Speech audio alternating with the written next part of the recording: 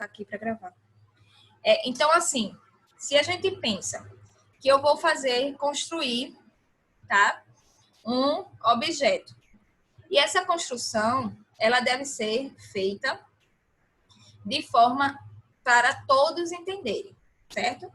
E aí eu vou dar para a pessoa lá responsável,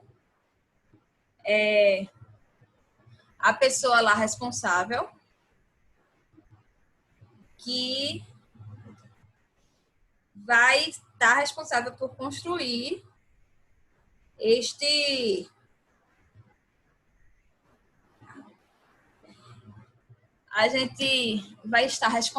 ela vai estar responsável por construir esse meu mouse, certo?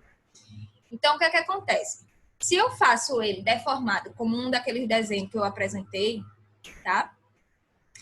Eu esqueci de colocar alguma cota, ele não vai conseguir fazer a medição por escalímetro, por escala, seja lá como for, certo?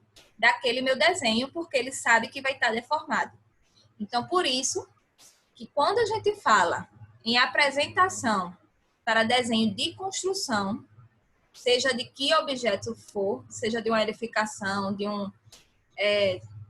um carro, de uma parte mecânica, de um galpão, estrutura, o que quer que seja o objeto em questão, as linhas deverão ser paralelas, deverão ser a projeção cilíndrica que a gente trabalha, certo?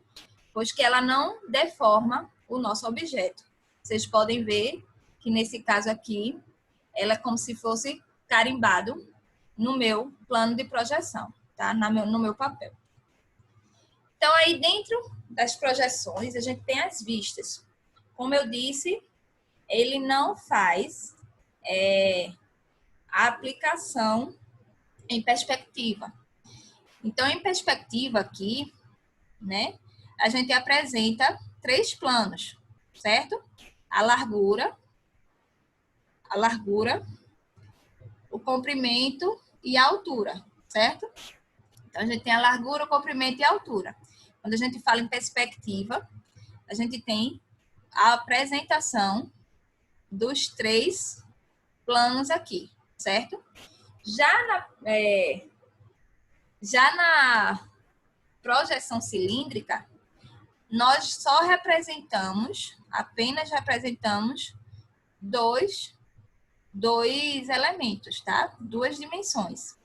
Então, por ser 2 dimensões apenas, e aí para fazer a construção de um elemento, é necessário, né, que nós façamos outras vistas para mostrar os demais objetos, tá? Diz aí, Matheus.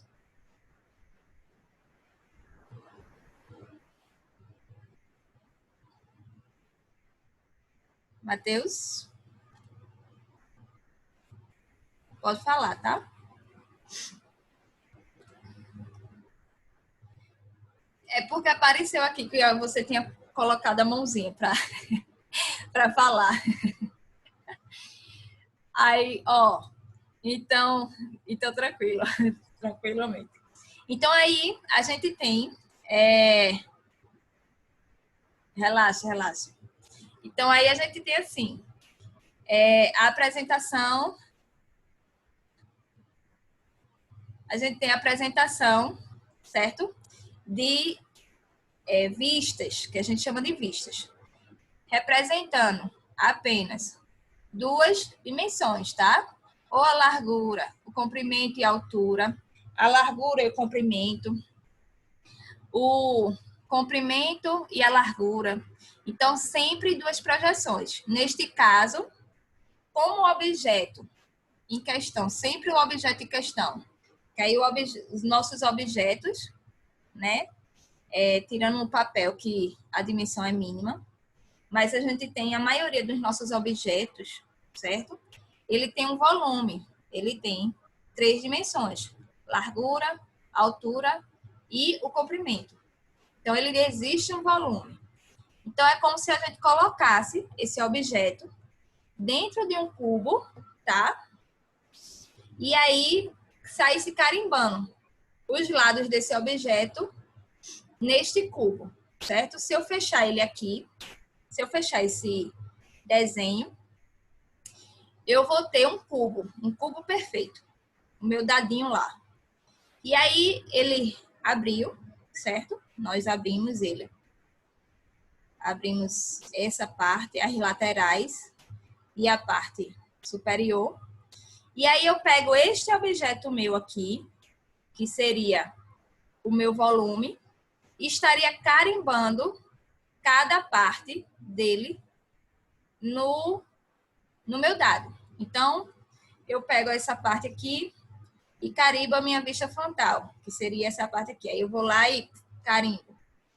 A mesma coisa eu faço aqui e do outro lado, certo? Então, cada vista dessa, cada vista superior, lateral, vista frontal, vista inferior, ela vai estar sendo representada nesses lados, né? Nesses planos de projeção, certo? Isso aqui eu vou explicar, né, mais ou menos, para vocês relembrarem e para vocês saberem, quem chegou aí do outro período. É o seguinte, como no AutoCAD, né, nós temos os quadrantes, tá certo? Então, a gente tem o primeiro quadrante, segundo, terceiro e o quarto, que a gente chama de diedro, tá?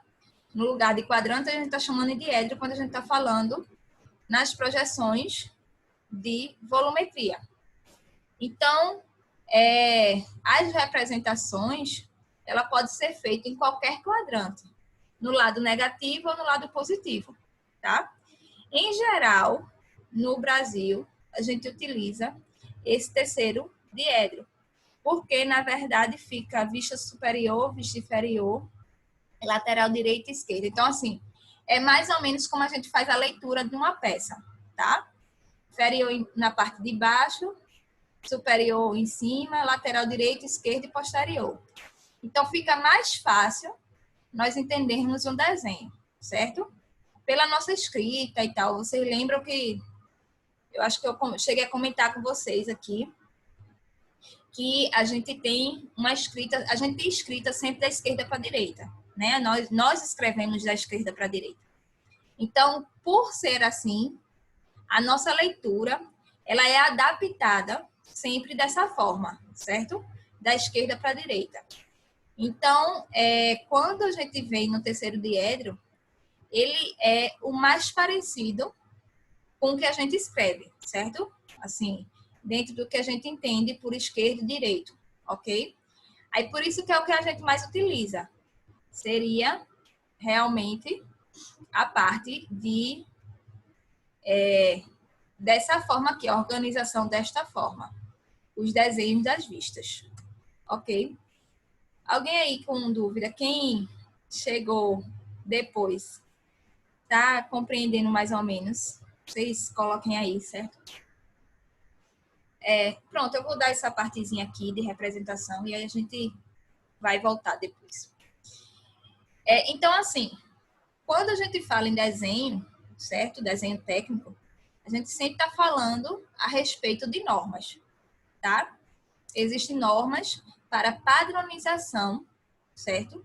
De todos os desenhos, porque, como eu digo, qualquer desenho técnico, eu tenho que fazer, por um exemplo, eu posso entregar para Matheus, posso entregar para Samanta, para Gabriel, para Thaís, para quem quer que seja, ou nem vocês que me conhecem, mas eu posso entregar para José, que está lá em São Paulo, e eu estou aqui em Recife, certo?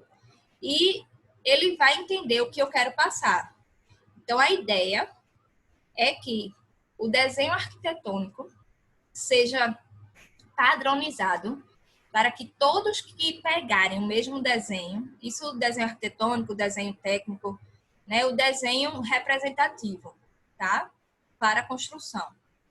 Ele deve seguir uma padronização para que todos entendam o que a gente quer passar, certo? Então, vamos fazer assim, Falta 1 minuto. Deixa.